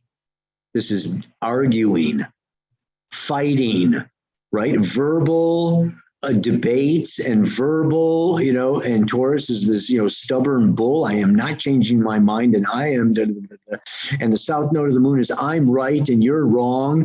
You can see that this couple, where they want to evolve, is through the north node in Gemini. Flexibility, changeability, objectivity, air sign.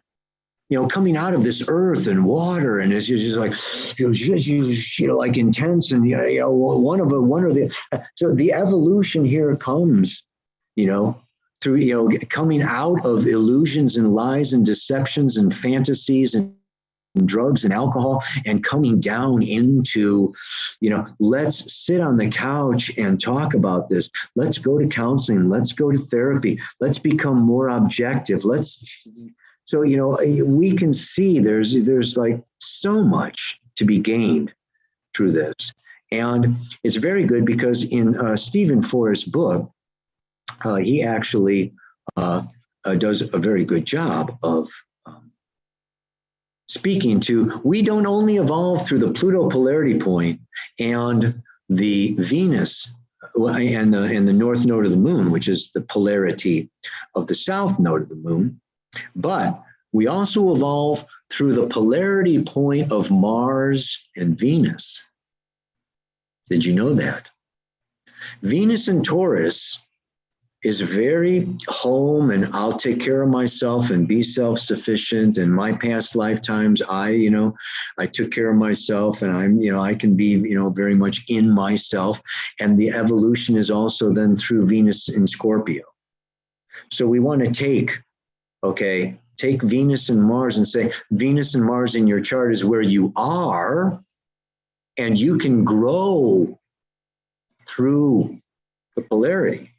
And I think that Stephen does a very good job here of talking about that. Yeah. And here we have, the composite Mars in Scorpio. With composite Mars here, this couple's natural style of lovemaking is intense, passionate, revealing, and full of profound closeness. This is a potentially white-hot placement for Mars, not just physically, but also emotionally and psychologically. The evolutionary intent is to establish and maintain a bond that is searingly honest and transformatively deep for both partners. These two incarnated and got together to help each other transform, and they're only going to do it through honesty. The south node of the moon conjunct Neptune in Sag. I mean, it's all over the chart, right? Not only honesty, but then we can also say spirituality and expanded consciousness. So we didn't really get into Jupiter and Pisces and everything so much, but healthy catharsis is the goal here. Probing and revelatory conversation. Previously untold secrets may be traded. Dreams and nightmares shared. Fantasies and needs unveiled. There can be prolonged eye contact and soul contact. Absolute frankness is desired. A sense of extreme closeness is deemed absolutely necessary. There are expectations of a willingness to keep forging an ever stronger bond. Expectations that, like, to the Moon in Scorpio, Mars in Scorpio, one that gets past the surface, past the defenses, under the skin, and straight to the gut. These partners are lovers who don't hide from one another, who perhaps can't hide, and who are naked in every sense of the word. Are you thinking that sounds like scary stuff? You're right. Even if the individual charts also show an elevated appetite for intimacy. This couple has broadband access to each other's shadows, to each other's damaged, wounded, underdeveloped sides. And knowledge is power, sometimes dangerous power. Yet that goes hand in hand with the passion here. You don't get one without the other. In the early stages of the relationship, while the hormonal fog is still thick, he's such a good writer. This degree of closeness can seem like manna from heaven. Confession feels good for the soul. Being so fully seen and met are partnered feels like absolution, not just recognition. It's okay, you're a good person. I don't care what your mom or dad did to you. You can just kind of see it, man. But as time goes on and the couple knows one another better and better, it's entirely understandable that one or both of them could get nervous about this level of intimacy. When I think of all the crappy things she knows about me, I cringe. Why did I tell her that? And at this rate, what else might I tell her? Who might she be talking to about all this? Yeah, I don't know. I can't actually see that. I don't know if you saw me change my screen, but I'll just finish reading. It's just a little bit. In short, it's hard to maintain this type of physical or emotional intensity all the time. Sometimes these partners need a breather, and that need should not be interpreted as shallowness, indifference, or betrayal. Any more than sleeping every night should be interpreted as running away from living. Imagine that your longtime psychoanalyst got absolutely furious at you and was unprofessional enough both to attack you and to use his or her extensive knowledge of you to do so. How badly could that hurt? The potential for hurt is even greater here because sexuality is involved. If this couple's natural expression of sexuality is thwarted or suppressed, and we know that it is, with Johnny, we talked about the moon in Capricorn. Okay, with Amber, Mars in Capricorn, really having to do with suppression. Both of them have suppressed sexuality and suppressed, distorted needs as a result of suppression. Then we know that they may go through some devastating fights, precisely because they know each other's underbellies so well. Each partner knows exactly where to twist the knife.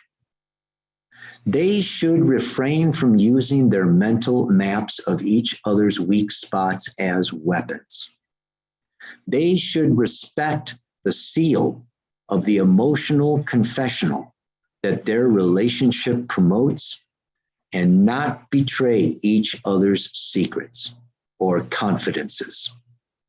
If they seem to be having obsessive arguments about a non-issue, they should try to address what's really bothering them. Chances are it isn't the color of the carpet. You see what I'm saying here? This takes us back to the need for them to go beyond the consensus, to go beyond the physical, to really address what is really their issues.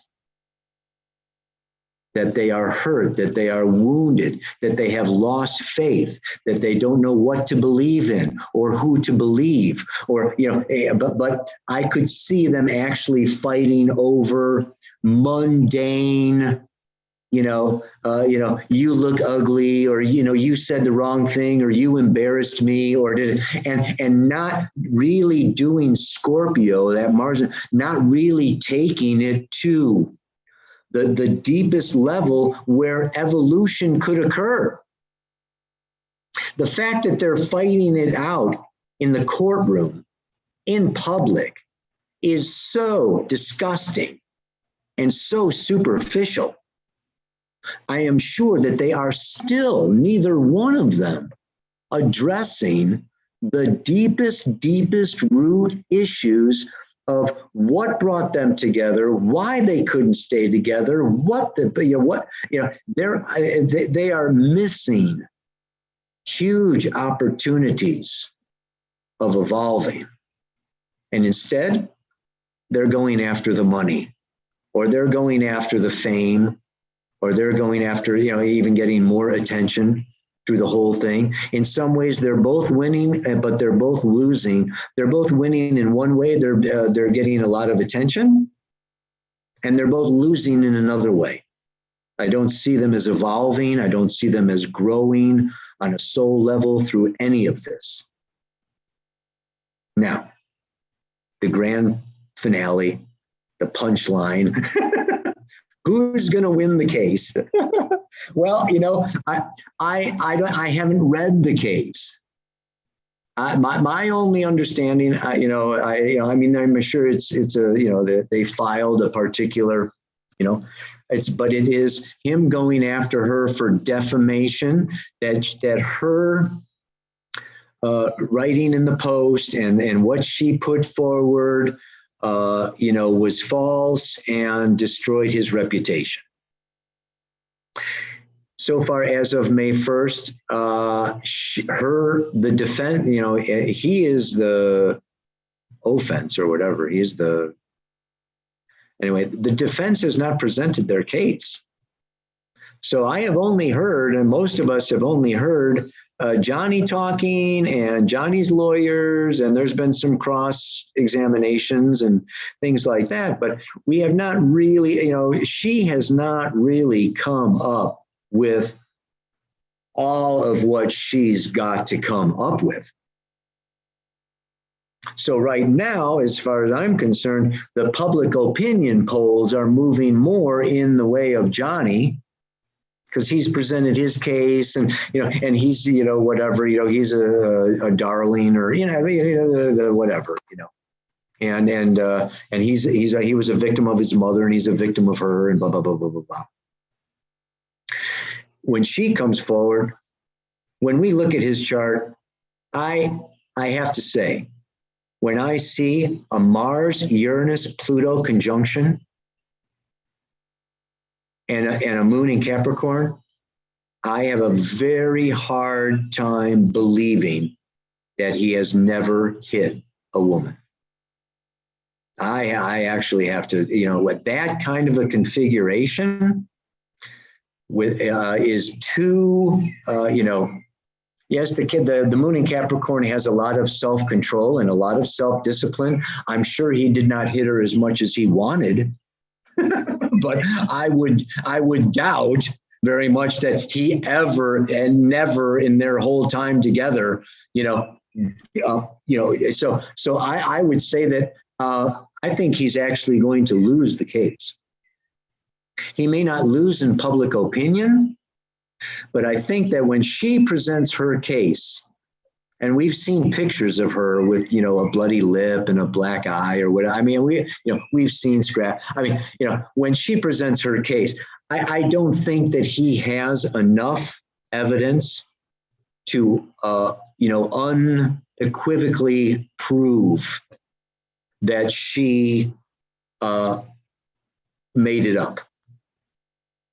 And maybe she did make up a lot of it, or but when it comes to a court of law, these courts of law, it has to be beyond the shadow of a doubt.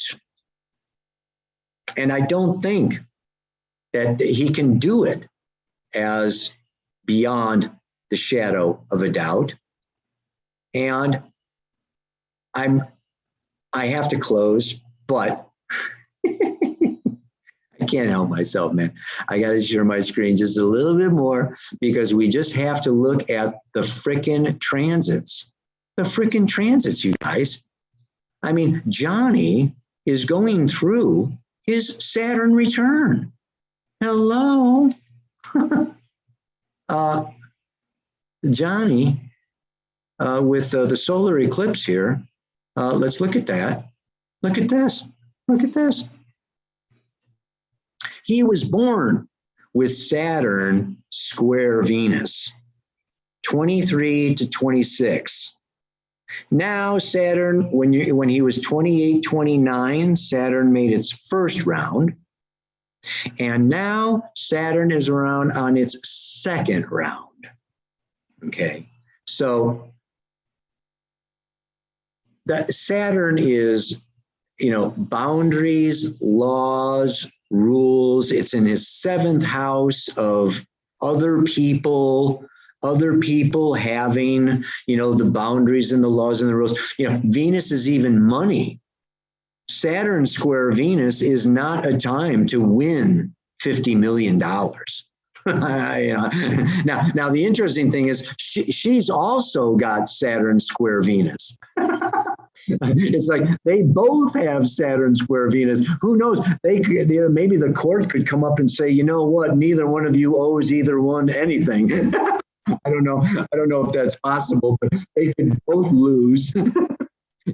Or maybe he doesn't win 50 million. Maybe they award him 10 million. I don't know. But anyway, this is not a situation so much where, we can see that he's had this Saturn has been square his Neptune all through 2021 and into January of 2022. And then it's retrograding over Saturn now. But April 13th was exact. July 29th, it comes back, and the third pass is January 7th of 2023. So he's got his Saturn return. He's got his good lesson coming. Grow up, Johnny. Saturn, and you can't always get what you want, and you have to be in integrity too. And so, yeah, we know he's been depressed here a little bit, and we know that the Neptune does rule victimization, and he can feel like a victim, but I don't really see him winning this case. On the other hand, Saturn is trine his sun in the 11th house of public opinion. So, it's not going to be a total loss, okay, but it's not going to be a total win for him either. Yeah. And just wanted to share that little bit. I mean, we could, in fact, okay, just one last thing. Gosh, let's go here. Oh, no. I got to share her transits, right? I have to be fair. Can't share Johnny's transits without sharing, let's see here. I can just change charts, right? Let's make this inside amber, right? Here.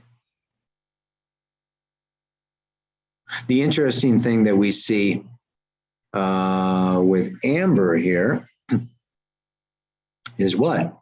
Well, Jupiter is coming up to Mercury. And Jupiter conjunct Mercury is happy days. I got a good attitude. I got a positive outlook. I got something, optimistic to talk about and say and feel and do. And that is in June, September, and February of 23. So I don't know. That's, whereas he's going through a Saturn return, she's more going through, this kind of a Jupiter, a time period. And she obviously is going from a very small, little known actress to, absolutely being one in the limelight. But yeah. I should probably stop there. You can take the charts that I've posted on Facebook and Telegram. I've posted these charts on Facebook and Telegram, and you can grab your ephemeris or your astrology software and do your own transits. Like we see, astrology is endless. It's bottomless. And I hope that our time together today has demonstrated to you how life is far more than appearances, that there's a lot more going on than what meets the eye, that mainstream media and what you see on the screen, particularly with actors and actresses, is a tiny, tiny, tiny little bit of reality, of the total reality. And if you want total reality, you should get into astrology. And with that, I will bid you farewell. Namaste. Aloha. So much love. Bye-bye for now.